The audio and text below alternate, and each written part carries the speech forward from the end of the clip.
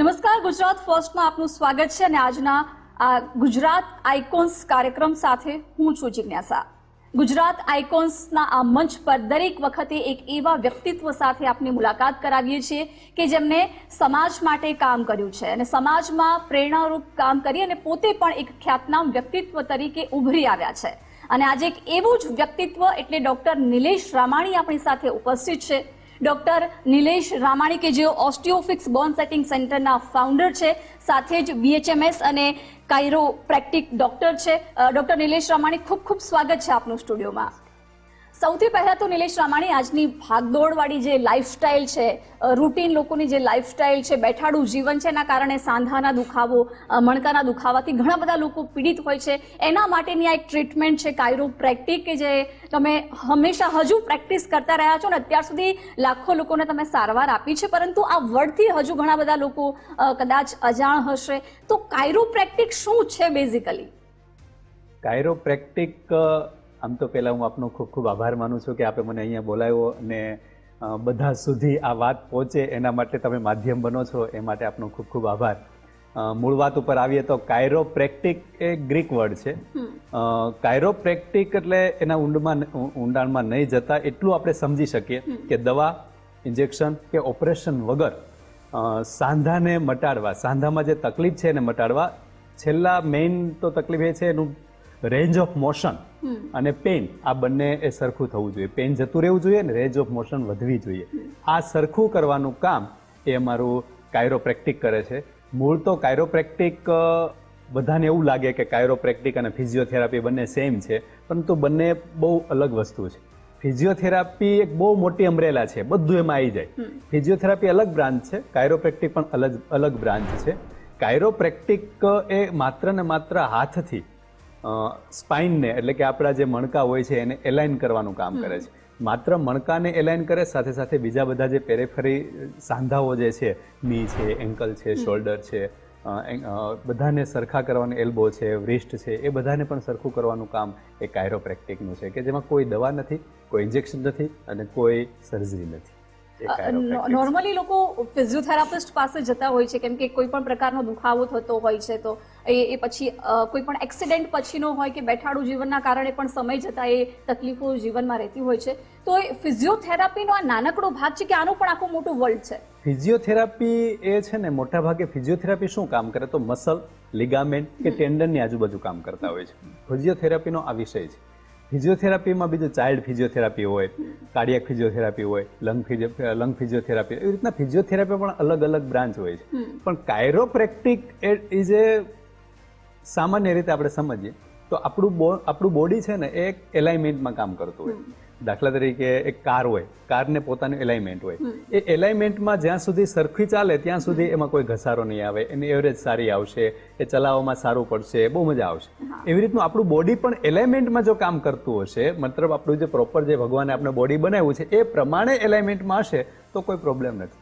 Alignment જશે મતલબ આપણે સતત બેઠા રહીશું, કોઈ વજન ઉપાડ્યો, કોઈ ડેડ લિફ્ટિંગ કર્યું કે કંઈ એ પણ કંઈ કર્યું, તો એ સમયે આપણું એલાઇનમેન્ટ ચેન્જ થશે, તો ત્યાં નસ દબાશે, એ સાંધો સરખો કામ નહીં કરે, તો એ જે એલાઇનમેન્ટ જતું રહ્યું એને પ્રોપર એલાઇનમેન્ટ એટલે સ્ટેટિક કરવાનું કામ અમારું છે। બિલકુલ, હા। એટલે કાયરોપ્રેક્ટિક વિશે આપણે ઊંડાણમાં ચર્ચા કરીએ પહેલા તો જે ઓસ્ટિયોફિક્સ બોન સેટિંગ સેન્ટરની શરૂઆત આપે આટકોટથી કરી, બેઝિકલી બિલોંગ બી તમે ત્યાંથી કરો છો, એના પછી 8 જેટલી બ્રાન્ચ અત્યારે છે ને લગભગ ગુજરાતના તમામ વિસ્તારોને આવરી લે છે। શું વિચાર્યું હતું કે અમે BHMS પછી આનો અભ્યાસ કરવો અને લોકોને આ પ્રકારે સેવા આપવી? શું વિચાર્યું હતું? પહેલેથી જ આ ધ્યેય હતો? ના, પહેલેથી તો કંઈ ધ્યેય નહોતો, કારણ કે જ્યારે શરૂઆતમાં 12th સાયન્સ કર્યું હોય, જે તે સમયમાં 2002માં મેં 12th સાયન્સ પૂરું કર્યું, તો એ સમયે તો ગામમાં કોઈ, અમારું ગામ નાનું અમથું છે એટલે કોઈ ડૉક્ટર હતા, એને પૂછ્યું શું કરાય, હોમિયોપેથીમાં લઈ લો, પણ હોમિયોપેથી શું હોય, આયુર્વેદ શું હોય, કશું ખબર નથી ત્યારે। હોમિયોપેથીમાં એડમિશન મળી ગયું, લઈ લીધું, અભ્યાસ કર્યો, અભ્યાસ કરીને બધા જેમ કરતા હતા કે BHMSની ડિગ્રી મળે એટલે જનરલ પ્રેક્ટિસ કરવાની। હોમિયોપેથી તો ગામડામાં શક્ય નથી પ્રેક્ટિસ કરવી, એટલે ગામડામાં અમારા ગામથી 9 કિલોમીટર દૂર થોડું મોટું ગામ હતું, ત્યાં જઈને પ્રેક્ટિસ ચાલુ કરી। જનરલ પ્રેક્ટિસ કરતા લગભગ 10 વર્ષ જનરલ પ્રેક્ટિસ કરી, પણ અંદરથી સંતોષ થતો નહોતો, કંઈક કરવું છે કે જેનાથી બધાને મટે। હવે જનરલ પ્રેક્ટિસમાં તો કેવું હોય કે હેડેક છે, માથું દુખે છે, ટીકડી આપો, મટી જશે। કમર દુખે છે, ઇન્જેક્શન આપો, મટી જશે. તાવ આવ્યો છે, એન્ટીબાયોટિક આપો, મટી જશે. પણ એ મટતું નહોતું. લાગતું તો મટે છે પણ મટતું નહોતું, સપ્રેસ થતું હતું, દબાઈ દેતા હતા. થોડો સમય સારું થાય, પાછું તો એમને થતું. પણ એવું કંઈક કરવું છે કે જેનાથી કંઈક મટે, કે એકચ્યુઅલમાં પેઇન રિલીવ થાય, કે મૂળમાં જઈને એ રોગ દૂર થાય, એવું કંઈક કરવું છે. ધીમે ધીમે કરતા થેન્ક્સ ટુ સોશિયલ મીડિયા, કે જેના થકી આ કાયરોપ્રેક્ટિક જેવું કંઈક હોઈ શકે છે, કાયરોપ્રેક્ટર પણ હોઈ શકે, એ ખબર પડી. થોડા મિત્રોએ સલાહ આપી, આવું કંઈક કરી શકાય. અને એ સમયે પછી લગભગ 2019માં પહેલી વખત ક્રિસ લિયોંગ અને એરિક લિયોંગ, કે જે આમાં બહુ માસ્ટર છે, ત્યાં મલેશિયા જઈને હું આ અભ્યાસ કરી અને ત્યાંથી મેં આ ચાલુ કર્યું છે. વાહ, મલેશિયા જઈને કાયરોપ્રેક્ટિકનો અભ્યાસ કર્યો અને 2019થી લઈને અત્યાર 25 સુધી નિલેશ રામાણી એક એવા વ્યક્તિત્વ તરીકે ઉભરી આવ્યા છે કે દરેક લોકો એમને જાણે છે. તો નિલેશભાઈ, કાયરોપ્રેક્ટિક પદ્ધતિથી સારવાર કરવી, કેટલા દર્દીઓને અત્યાર સુધી તમે ટ્રીટમેન્ટ આપી છે અને કેટલી ટીમ છે આપની કે આખા પ્રોજેક્ટ સાથે સંકળાયેલી છે?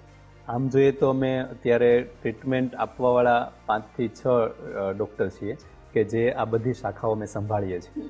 અમે અત્યારે લગભગ 55,000 દર્દીઓ સુધી પહોંચ્યા છીએ કે જેમને સફળ સારવાર અમે આપી શક્યા છીએ. સારવાર તો અમે ઘણા બધા પેશન્ટને આપી શકીએ, પણ કેટલાને સારું થયું ને, આ બહુ મહત્વની વાત છે. એટલે પેશન્ટ તો હમણાં દરરોજ ચાલુ કરીએ તો કેટલા બધા પેશન્ટ સુધી પહોંચી શકીએ, પણ એ ટાર્ગેટ નથી. ટાર્ગેટ એ છે કે જે દર્દી અમારી પાસે આવ્યો તો એને અમે કેટલું મટાડી શકીએ છીએ, કેટલું સારું થયું. મેઇન તો વસ્તુ એ છે કે જ્યારે કોઈ આવે ને એટલે બધાને એક જ વસ્તુ હોય છે કે અમને તકલીફ છે એ દૂર કરો. પણ એ કાયરોપ્રેક્ટિક નો પેશન્ટ છે કે નથી, એ અમારે પહેલાં કરવું પડે. કારણ કે બધાને અમે સારવાર આપીએ તો બધામાં સારું ના થાય, પણ કાયરોપ્રેક્ટિક જેને અસર થતી હોય ને એમને જો સારવાર આપીએ તો અમે અમારા ધ્યેય સુધી પહોંચી શકીએ ને એમનું દુઃખ અમે દૂર કરી શકીએ છીએ.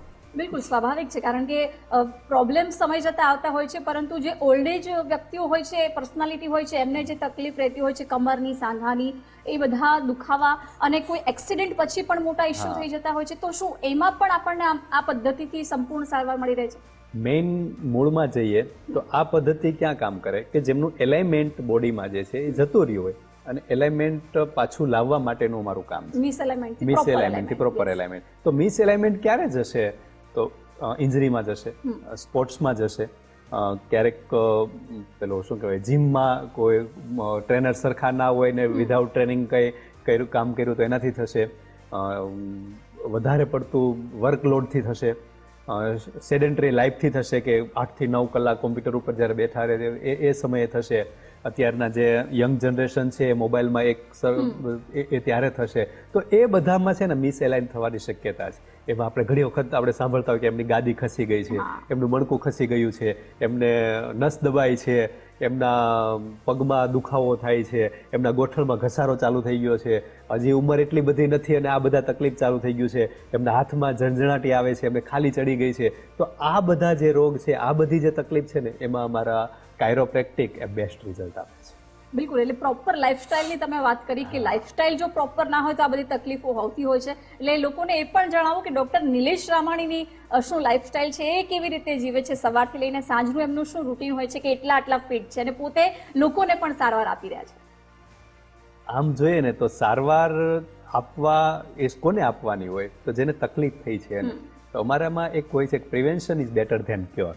આપણા આયુર્વેદમાં પણ એક વાત છે કે શરીર માધ્યમ ખલુ ધર્મ સાધનમ. આપણું શરીર છે ને એ શેના માટે છે? તો મારો જે ધર્મ છે ને ધર્મ બજાવવાનો, મતલબ મારો વિદ્યાર્થી ધર્મ હોય, મારો પતિ ધર્મ હોય, મારો પુત્ર ધર્મ હોય. હું હિન્દુ મુસ્લિમની વાત નથી કરતો, પણ મારો જે મને જે ભગવાને જે જવાબદારી આપી છે એ જવાબદારી જો હું પૂરેપૂરી રીતે નિભાવી શકું, એનું સારું કામ, સરખું કામ કરવાનું કામ એ મારું બોડી છે, મારું શરીર છે. તો એ શરીરને હું સરખું રાખું તો હું મારું બેસ્ટ આપી શકું, મારું કામ વધારે આપી શકું. દાખલા તરીકે અત્યારે હું દરરોજ 50 થી 60 પેશન્ટ જોઉં છું. હવે 50 થી 60 પેશન્ટને સારવાર આપી શકું છું એટલી મારી કેપેસિટી છે. હવે મારી કેપેસિટી જો ઓછી હોય તો હું 20 થી 30 જ આપું. તો મારું મતલબ જે મારી કામ કરવાની જે કેપેસિટી છે એ વધારે છે. એનું કારણ એ છે કે હું એક સ્વાધ્યાય પરિવાર સાથે જોડાયેલો છું. તો મેં યુવા વિભાગથી જ, એટલે યુવા જ્યારે હતા ત્યારથી જ, નાનપણથી જ, આમ તો બાળ સંસ્કાર કેન્દ્ર વખતથી જ અમે સૂર્ય નમસ્કાર કરીએ છીએ. અને આજને તક હાલે પણ હું હજી 2 રાઉન્ડ સૂર્ય નમસ્કાર કરું જ. અમે બધા પણ એ સૂર્ય નમસ્કાર એ કરતા હોય છે. તો એના થકી આજે કહીએ ને તો એ અમારું બોડી અત્યારે ઘણું સારું એવું છે. એક્સરસાઇઝ શરૂઆતમાં કરવી જ પડે. બિલકુલ, એટલે રૂટીન લાઈફમાં એક્સરસાઇઝ, યોગ, પ્રાણાયામને આપણે એક ભાગ બનાવી જ લેવો જોઈએ, કારણ કે એ જ સ્વસ્થ જીવનશૈલીનું એક સાચું નિશાન છે. અને ખાસ તો ડૉક્ટર નિલેશ રામાણી એ જાણવું છે કે આજે બેઠાડું જીવન છે, એના કારણે પણ ઘણી બધી તકલીફો આવતી હોય છે, પરંતુ લોકો છે ને એ દવા લેવાથી ફટાફટ મટી જશે એવું ફાસ્ટ રિઝલ્ટ માંગતા હોય છે. તો દવા પણ નહીં, ઓપરેશન પણ નહીં, એવી આ ટ્રીટમેન્ટ છે, તો કેવી રીતે અલગ છે? આમ તો સાવ અલગ જ છે, કારણ કે ટીકડી પીવી તો શું થશે, તો એના જે બ્રેઇન સિગ્નલ છે એ સિગ્નલને ત્યારે સ્ટોપ કરી આપે. બાકી ટેબ્લેટ લઈએ અને એનાથી મટતું નથી. દાખલા તરીકે મને એન્કલમાં પ્રોબ્લેમ થયો છે, સ્વેલિંગ આવી ગયું છે, મારો એન્કલ સ્પ્રેન થયો છે, કે ચાલતા ચાલતા મારો આપણે કહીએ કે ઢચકાઈ ગયો છે, તો એ સમયે હું ટેબ્લેટ લઉં તો શું થશે કે ત્યાંથી જે પેઇન સિગ્નલ બ્રેઇન સુધી આવતો હતો એને ત્યાં વચ્ચેથી કટ કરી દીધું. પ્રોબ્લેમ તો એ ઊભો જ છે, પ્રોબ્લેમ જતો નથી, પણ ટેબ્લેટને કારણે એ દુખાવો થતો નથી, અનુભવ થતો નથી. અમે શું કરીએ છીએ તો એ જે એલાઇનમેન્ટ ચાલતા ચાલતા પગ જે ઢચકાઈ ગયો એને પ્રોપર પાછો એની પોઝિશનમાં લાવીએ. પોઝિશનમાં લાવશો તો ત્યાં જે સ્વેલિંગ હશે એ સ્વેલિંગ રિલીવ થશે, સોજો ઉતરી જશે, પેઇન જતું રહેશે અને 1 દિવસમાં 2 દિવસમાં સાજો થઈ જશે. ઓકે, તો દર્દીને કેટલા પ્રમાણમાં કેટલી તકલીફ થઈ રહી છે એ પ્રમાણે રિકવરીનો ટાઈમ હોય છે? હા, એમને જો ઇન્જરીઝ થઈ ગઈ હોય તો એ પ્રમાણે એને રેસ્ટ આપવાનું હોય છે, આઈસિંગ આપવાનું હોય છે, એના પછી એમને એક્સરસાઇઝ પણ આપવાની હોય છે, પણ મેઇન એમને એલાઇન કરવું આ બહુ મહત્વનું. બિલકુલ. અને ઘણા બધા દર્દીઓ આપણી પાસે અત્યાર સુધી આવ્યા હશે, તો શું દરેક કામ તો ડૉક્ટર, ફિઝિયોથેરાપિસ્ટ પાસે જઈએ કે બીજા કોઈ પણ ડૉક્ટર પાસે જઈએ ત્યારે ઓપરેશનની સલાહ ઘણા દર્દીઓ માટે આપવી પડતી હોય છે, તો શું આ ટ્રીટમેન્ટમાં પણ એવું હોય છે કે કોઈ એવા ચાન્સીસ ન હોય પ્રોપર અલાઇનમેન્ટ પછીના કે ઓપરેશન કરવું પડતું હોય છે?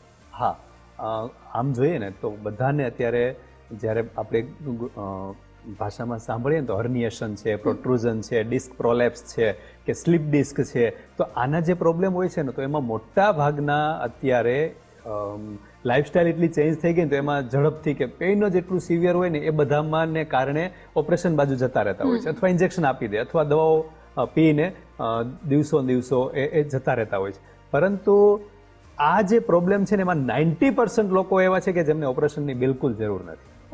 100 વ્યક્તિને ડિસ્ક હર્નિએશન કે ડિસ્ક પ્રોલેપ્સ કે એ બધું થયું હોય તો એમાં 90% ને ઓપરેશનની બિલકુલ જરૂર નથી.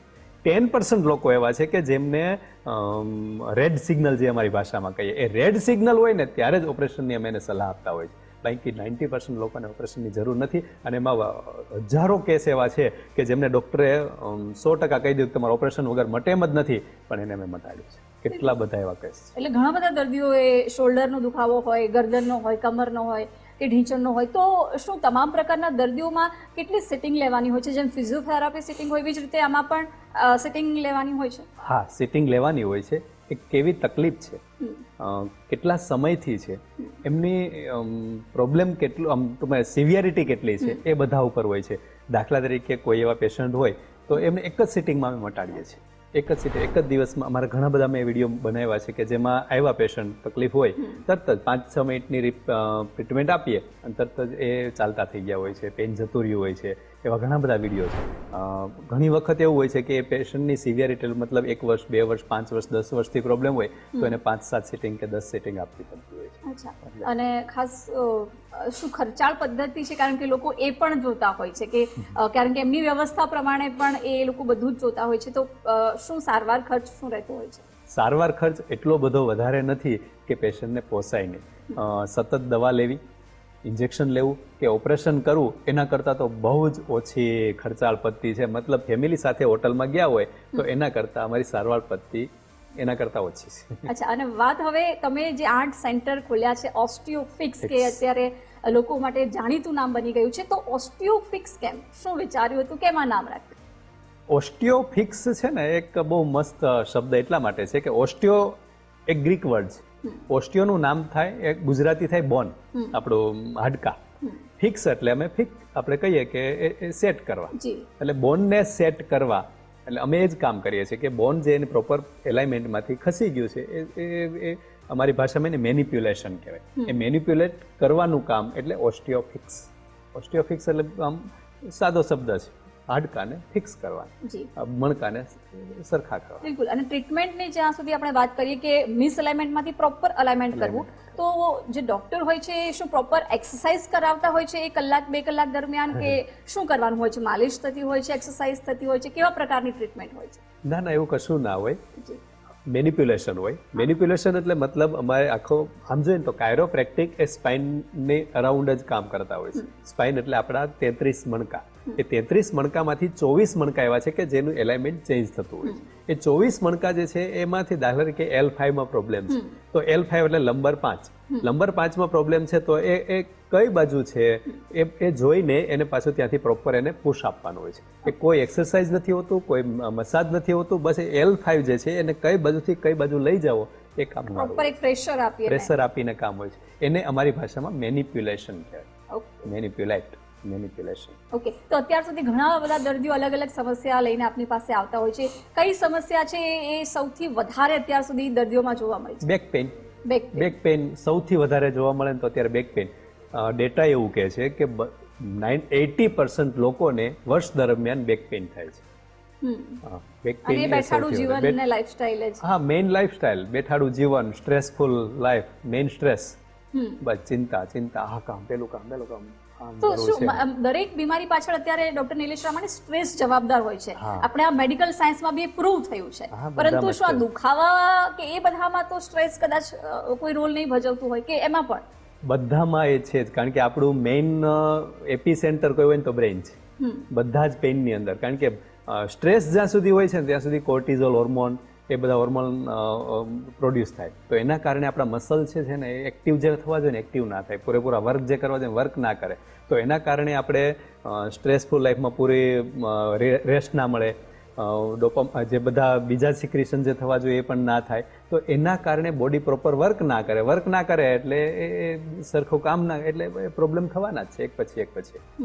દાખલા તરીકે મારી કેપેસિટી 5 કલાક બેસવાની છે, તો હું 5 કલાક બેસું, એની જગ્યાએ હું 7 કલાક બેસું તો બોડીને પ્રોબ્લેમ થવાનો જ. પણ સ્ટ્રેસફુલ લાઈફમાં હું 3 કલાક પણ બેસીશ ને તો પણ પ્રોબ્લેમ થશે.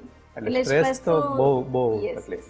ઓકે. સાયટિકા વિશે શું કહેશો? કારણ કે ઘણા બધા લોકોની એ મોટા ભાગે પ્રોબ્લેમ રહેતો હોય છે.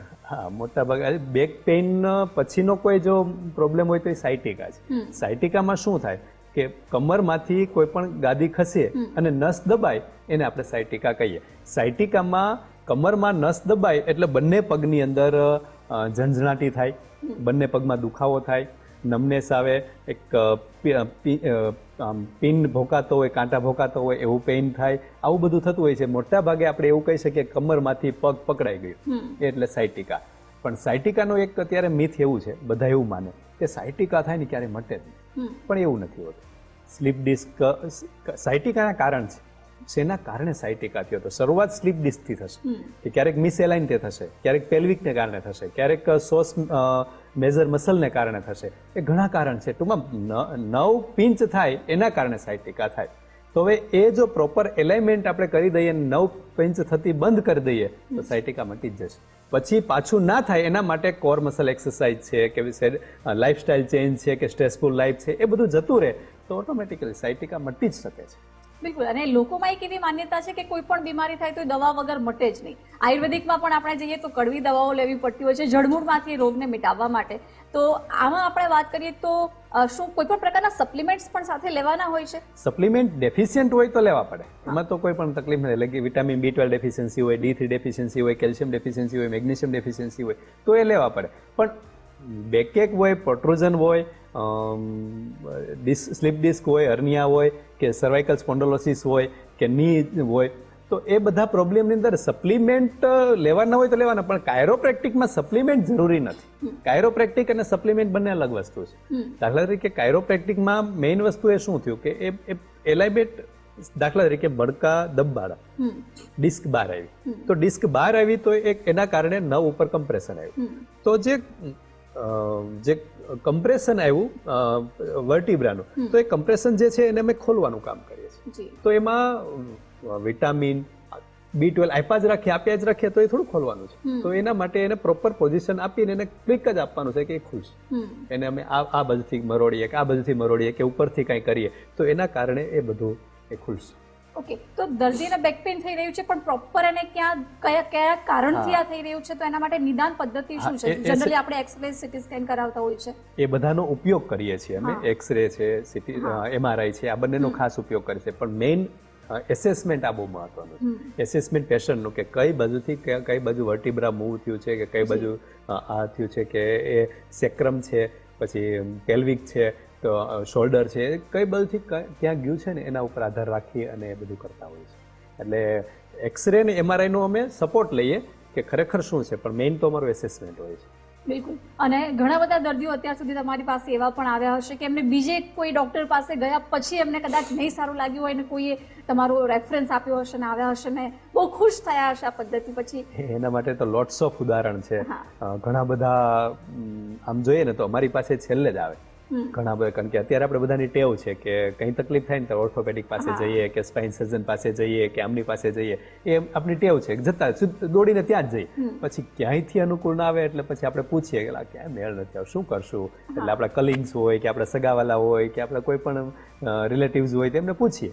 એટલે રિલેટિવ્સ કે હા તો આમ છે આમ છે આમ છે એવું ઘણી બધી વાત કરે, અને એમ કરતા કરતા છેલ્લે અમારી પાસે આવે, આટલી બધી ફાઇલ લઈને આવે, આની પાસે જઈએ આમ કરશું ને હવે તમે શું કરશો? અને એ સમયે અમે ખાલી 3 કે 4 સિટિંગ કે 1 સિટિંગ 2 સિટિંગની સારવાર આપીએ અને મટી જાય. અને પછી એ જે એના ચહેરા ઉપર જે આનંદ હોય કે સાહેબ કોઈથી મટતું નહોતું. હું તમને એક ઉદાહરણ આપું. એક ભાઈ હતા, એમની આર્થિક પરિસ્થિતિ ઘણી ખરાબ નબળી હતી. એ ડ્રાઇવિંગનું કામ કરતા હતા અને ડ્રાઇવિંગમાં જ બસ એને પેઇન થાય. ડ્રાઇવિંગ કરે એટલે પેઇન થાય. હવે એનો બિઝનેસ જ ડ્રાઇવિંગ છે તો એ ડ્રાઇવિંગ કેમ છોડી શકે? બધા ડોક્ટર એમ કે ડ્રાઇવિંગ છોડો, ડ્રાઇવિંગ છોડો. ડ્રાઇવિંગ કેમ છોડવું એને? કારણ કે એમના પાછળ એમના વાઇફ છે, એમના ચિલ્ડ્રન છે, એના ઉપર જ ચાલતું હતું. શું કરવું? એ છેલ્લે હારી થાકીને એમના કોઈ મિત્રએ મારી પાસે મોકલા. એમનું હમણાં થોડા સમય પહેલા જે વિડીયો છે બધા જોઈ શકશે. હવે એમને એ પેશન્ટને સેક્રમ મિસેલાઇન હતું. હવે એ બેસે ને આવી રીતના વાંકા જ બેસવાની એની ટેવ. વાંકા બેસે ડ્રાઇવિંગ કરે એટલે સીધું જ એના બંને પગમાં પેઇન થાય ને એ ગાડી રીતસર ઊભી રાખવી પડે ને ઊભું થવું પડતું. હવે એ પેશન્ટને લગભગ 3 કે 4 સિટિંગ આપી અને પેશન્ટ એ દૂરથી આવતું હતું. પછી કે આ વખતે તો હું ગાડી ચલાવીને જ આવ્યો હોય, એટલે કોઈ પ્રોબ્લેમ નહીં થયો. ત્યારે જે એમણે ખુશી વ્યક્ત કરીને એમને જે થયું ને કે નહીં હવે સાહેબ તમે મને મટાડ્યું, એમ એ બસ એ જ મજા આવે. એટલે ઘણા બધા દર્દીઓ એવા હોય છે કે આમ જનરલી ડોક્ટર પાસે જાય એટલે ની રિપ્લેસમેન્ટની સલાહ આપી દેતા હોય, ઓપરેશનની સલાહ આપી દેતા હોય, પણ ઘણા બધા મારા જેવા પણ હોય ડરતા હોય ઓપરેશનથી, પછી આવે તમારા જેવા ડોક્ટર પાસે. તો એવા દર્દીઓ આવ્યા હોય કે એમને કોઈએ કીધું હોય કે ઓપરેશન કરાવવું પડતું હોય અને તમારી ટ્રીટમેન્ટ પછી એમને સારું થઈ ગયું હોય. હા, મોટા ભાગે ની રિપ્લેસમેન્ટ જે તમે યાદ કર્યો છે તેમાં મોટા ભાગે અત્યારે ની રિપ્લેસમેન્ટ ખોટી રીતે થતા હોય છે. એટલે ખોટી રીતે મતલબ ડોક્ટરની ઈચ્છા ના હોય પણ દર્દીની ઈચ્છાને કારણે ની રિપ્લેસમેન્ટ થઈ જાય. ડોક્ટર તો ના જ પાડતા હોય પણ પેશન્ટ કે સાહેબ બદલાઈ નાખો ને. અને એમાંય છેલ્લે થેન્ક્સ ટુ ગવર્મેન્ટ કે જેમણે ગવર્મેન્ટે બહુ સારી એવી સ્કીમ બહાર પાડીને ની રિપ્લેસમેન્ટ કરી આપે છે ફ્રીમાં, પરંતુ એનો ગેરલાભ પણ થાય છે. આમ જોઈએ ને તો નીમાં છે ને 4 સ્ટેજ હોય છે, 4 સ્ટેજ હોય છે ઘસારા માટેના. ફર્સ્ટ, સેકન્ડ, થર્ડ અને ફોર્થ. 4th સ્ટેજ એવું છે કે એમાં સાવ ઘસાઈ ગયા હોય, એમાં કશું કોઈથી કશું ના થાય, એમાં તો 100% 100% ની રિપ્લેસમેન્ટ જ કરવું પડે. પણ 3rd સ્ટેજ સુધી ની રિપ્લેસમેન્ટની જરૂર નથી. એ જો એનું એલાઇનમેન્ટ કરવામાં આવે, મતલબ કાયરોપ્રેક્ટિક ટ્રીટમેન્ટ કરવામાં આવે, એને એક્સરસાઇઝ કરવામાં આવે અને થોડા સપ્લિમેન્ટ લઈને એ જો પ્રોપર એની લાઇફસ્ટાઇલ ચેન્જ કરવામાં આવે ને તો 100% એ મટી શકે છે. અને એવા કેટલા બધા પેશન્ટ છે કે જેને અમે ની રિપ્લેસમેન્ટથી બચાવ્યા છે. બિલકુલ. એટલે કાયરોપ્રેક્ટિક ટ્રીટમેન્ટ કેટલી સારી છે એ કદાચ આજે દર્શકો સુધી આપણે આ સારો સંદેશ પહોંચાડી રહ્યા છે. ફિઝિયોથેરાપી તમામ લોકો વાકેફ છે કે કોઈ પણ પ્રકારનો સાંધાનો સ્નાયુનો દુખાવો છે તો ફિઝિયોથેરાપી પાસે થેરાપિસ્ટ પાસે જાય છે, પણ કાયરોપ્રેક્ટિકને હજુ આપણે સરળ શબ્દોમાં લોકોને સમજાવવું છે કે કેવી રીતે કેટલા સિટિંગમાં તમે આ સમસ્યાઓમાંથી બહાર નીકળી શકો છો. તો ડૉક્ટર નિલેશ રામાણી શું કહે છે? આના માટે છે ને કાયરોપ્રેક્ટિક બધા માટે કેટલા ઉપયોગી છે એના માટે હું 5000 વર્ષ પહેલા 5500 વર્ષ પહેલા કૃષ્ણને યાદ કરી કે મથુરાની અંદર જ્યારે કૃષ્ણ હરિવંશમાં ઉદાહરણ છે. મથુરાની અંદર જ્યારે કૃષ્ણ જતા હોય છે તો એ સમયે કંસની દાસી કુબ્જા એ એમની સામે આવે છે ચંદન લઈને. એ વાકી વળી ગઈ હોય છે, એનું નાક ત્રાંસુ થઈ ગયું હોય છે, પાછળથી ખૂંદ નીકળી ગઈ હોય છે. તો એ સમયે કૃષ્ણ એમને સુંદરી કહીને હાક મારે છે. એટલે પેલી જે કુબ્જા હોય છે એ ગુસ્સે થઈ જાય, હું કઈ એંગલથી તને સુંદરી દેખાઉં છું. ત્યારે એ સમયે કૃષ્ણ એના હાથમાંથી ચંદન લઈ અને એને દાઢી હાથ પકડીને પગ ઉપર પગ રાખીને સીધી કરી આપે છે, નાકને સીધી કરી આપે છે. અને એમ કરીને પછી એમ કહે છે કે હવે તમે કેવા છો. હા, એટલે અમારા માટે એ જોઈએ તો આ એક પ્રસંગ એટલે ચમત્કાર નથી. એ પણ એ શું છે, એક કૃષ્ણ જ ફર્સ્ટ કાયરોપ્રેક્ટર કહી શકાય. કૃષ્ણએ શરૂઆત કરી. હવે આપણું મૂળ જ આ એમાં જતું રહ્યું છે. તો હવે એ આપણા ગામડાની અંદર જોઈએ તો ઘણા દાદા છે, ઘણા બહેનો છે, એ આવું કામ કરતા જ હતા. એ કમરનો મટાડતા, હાથને મટાડતા, કોણી મટાડતા, બધું કરતા, મટાડતા જ. પણ એનું પ્રોપર એજ્યુકેશન કરીને, પ્રોપર ટેકનિકથી અને પ્રોપર શું કહેવાય પ્રેક્ટિસ કરીને એ રૂપ એટલે આ કાયરોપ્રેક્ટર છે. આમ જોઈએ ને તો ક્યારે પણ કોઈ પ્રોબ્લેમ આવે ને તો ફર્સ્ટ ઇઝ ધ કાયરોપ્રેક્ટર. અત્યારે શું છે, first is the orthopaedic. First is the orthopaedic નથી, અમારાથી ના મટે તો એમની પાસે જવાનું. કારણ કે without medicine is the first choice. કારણ કે મેડિસિનની એક સાઇડ ઇફેક્ટ છે, મેડિસિનની એક તકલીફ છે. એટલે બધા માટે ઉપયોગી જો કોઈ હોય તો એ કાયરોપ્રેક્ટિક છે. તમને એક ઉદાહરણ આપું. મહેસાણાના એક પેશન્ટ રાજકોટે મારી પાસે આવેલા. એમને 4 સ્ટેજમાં હતો એ ડિજનરેટિવ ચેન્જીસ ઇન ની. એટલે 4 સ્ટેજમાં હતું. એટલે મેં ના પાડી દીધી, નહીં તો આપણે આપ નહીં થાય, તમે ઓપરેશન કરી નાખો. તો એ પેશન્ટ કે નહીં, મારે ઓપરેશન તો નથી જ કરવું, તમે મટે કે ના મટે તમે સારવાર કરો. પણ મેં કીધું તમારા પૈસા જશે, મારી મહેનત જશે. કે ના, એ જે થવું એ થાય, તમે સારવાર કરો બસ. એટલે પછી મેં સારવાર કરી. પણ પેશન્ટ એટલા કોન્શિયસ, હેલ્થ કોન્શિયસ કે એમને એક્સરસાઇઝ સારી એવી કરી, એમની બધી રહેણીકરણી બદલાઈ નાખી અને મેં સારવાર કરી. તો એમને મારું પણ માનવા મને આવ્યું, પણ એમને 100% સારું થયું. ડોક્ટર કરતા પેશન્ટ છે વધારે કોન્ફિડન્ટ હતા. ડોક્ટર નિલેશ રામાણી પર એમને ભરોસો હતો કે ના, અહીંયા જ થઈ શકશે. અને એમનો પછી તેમણે સામેથી કહ્યું કે નહીં, તમારો મને વિડીયો ઉતારો, અને હજી અમારા કોન્ટેક્ટમાં છે. કારણ કે એ ઘણા બધા પેશન્ટને હજી મોકલા જ રાખે છે, અને કે મને એકદમ સારું છે. આજે લગભગ એના 2 કે 3 વર્ષ થઈ ગયા. ઓકે, સમયનો પણ આપણી પાસે અભાવ છે, એટલે સૌથી પહેલા તો દર્શક મિત્રોને એ પણ જણાવી દો છેલ્લે કે કેવી લાઈફસ્ટાઈલ હોવી જોઈએ કે જેના કારણે જલ્દી સમય જતાં આપણે આ બધી સમસ્યાઓનો સામનો ન કરવો પડે. એક હેલ્ધી લાઈફસ્ટાઈલ માટે શું રૂટીન હોવું જોઈએ? સ્ટ્રેસલેસ લાઈફ, એક જ વસ્તુ છે, ચિંતા મુક્ત જીવન. આમ જોઈએ ને તો આપણને ભગવાને જીવવા માટે બનાવ્યા છે, બોજ માટે નથી બનાવ્યા. કોઈ પણ ક્ષણ વર્તમાનમાં જે છે એ વર્તમાનને માણવાની છે. મને જે જવાબદારી છે, જવાબદારી તો છે જ, એ તો નિભાવવાની જ છે, એ તો એનાથી હું છૂટી નહીં શકું. પરંતુ એ આમ કહીએ ને, એક શરીર ભગવાને મને જે આપ્યું છે એને સાચવવાનું છે. જેટલું મને આપ્યું છે એને સાચવવાનું છે, એને સારું બનાવવાનું છે. એના માટે મન અને બુદ્ધિને સરખી રીતે જો કરશું તો કોઈ પ્રોબ્લેમ નહીં આવે. પ્રોબ્લેમ આવશે જ, પ્રોબ્લેમ નહીં આવે એવું નથી, પણ પ્રોબ્લેમને હું કઈ રીતે ફેસ કરું છું ને એ મારા બોડી ઉપર વધારે અસર કરે છે. દાખલા તરીકે કોઈ પ્રોબ્લેમ આજે મને આવ્યો કે મારે બિઝનેસમાં આમ થઈ ગયું કે આનો થઈ ગયું, તો હું એને કેવી રીતના લઉં છું, એને હું કેવી રીતના રિએક્ટ કરું છું, એના ઉપરથી મારું લાઈફ પેલું થશે. આ બધા માટે છે ને થોડોક આધ્યાત્મિક ટચ હશે. કોઈની પાસે હું બધું કહેવા માટે, મતલબ હું બધું એને સમજાય, મારા જેટલા પ્રોબ્લેમ છે હું એમને જો કહી દેતો હોઈશ કે ખુલ્લા થઈ મને હું કહી શકતો હોઈશ તો એ થશે. બાકી યોગ છે, પ્રાણાયામ છે, આસન છે, એ બધું તો છે જ, એ કરવું જ જોઈએ. નહીં કરવું જોઈએ ને, હેલ્ધી લાઈફસ્ટાઈલ કરવું જ જોઈએ. પણ છતાં પણ આજનો મજૂર એ કશું નથી છતાં પણ આનંદિત રીતે રહી શકે છે. બરોબર, એનું લાઈફસ્ટાઈલ પણ એટલી બધી સારી નહીં હોય, એનું ફૂડ પણ એટલું બધું સારું નહીં હોય, છતાં પણ સારું રહે જ છે. શા માટે? સ્ટ્રેસલેસ લાઈફ. બિલકુલ, ચિંતા મુક્ત માણસ હોય ક્યારે આ બધી સમસ્યાઓ એની લાઈફમાં નથી હોતી. અને રૂટીન તમારું ખૂબ સારું હોવું જોઈએ, હેલ્ધી હોવું જોઈએ. તો દર્શક મિત્રો, આજે ગુજરાત આઇકોન્સના મંચ પર ડોક્ટર નિલેશ રામાણી પાસેથી આપણે કાયરોપ્રેક્ટિક ટ્રીટમેન્ટ વિશે જાણ્યું કે દવા અને ઓપરેશન વગર પણ જો તમે સાંધાના સ્નાયુના દુખાવાથી પીડિત છો તો કેવી રીતે એમાંથી બહાર નીકળી શકાય છે, એનું ખૂબ સરસ માર્ગદર્શન આપણને ડોક્ટર નિલેશ રામાણી આપ્યું. ડોક્ટર નિલેશ રામાણી, આપ સ્ટુડિયોમાં ઉપસ્થિત રહ્યા, ખૂબ ખૂબ આભાર આપનો. ધન્યવાદ. ગુજરાત આઇકોન્સમાં અત્યારે બસ આટલું જ. આવા જ એક નવા વ્યક્તિત્વ સાથે ફરીથી મળીશું નવા એપિસોડમાં. અત્યારે મને આપશો રજા. નમસ્કાર.